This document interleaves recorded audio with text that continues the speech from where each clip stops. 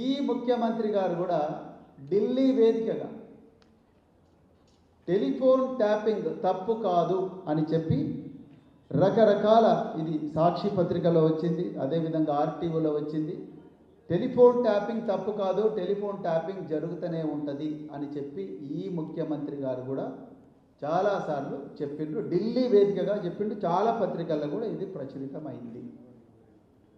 2025లో గత సంవత్సరం ఢిల్లీలో చెప్పాడు.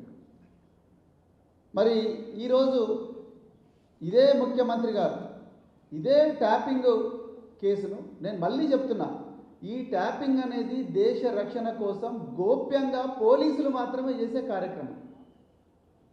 ఏ రాష్ట్రంలో కూడా దీని మీద చర్చ జరగడం లేదు, కేవలం తెలంగాణలో జరుగుతుంది. కేంద్ర ప్రభుత్వం కింద కూడా ఎన్నో నిఘా సంస్థలు ఉన్నాయి, కానీ ఢిల్లీలో దీని మీద చర్చ జరగడం లేదు. ఎందుకంటే కేంద్ర ప్రభుత్వానికి అది ఏ పార్టీ అధికారంలో ఉన్నా కూడా దీని మీద చర్చ చేయరు. ఎందుకంటే దేశ రక్షణకు మించిన బాధ్యత ఏ ప్రభుత్వం మీద ఉండదు.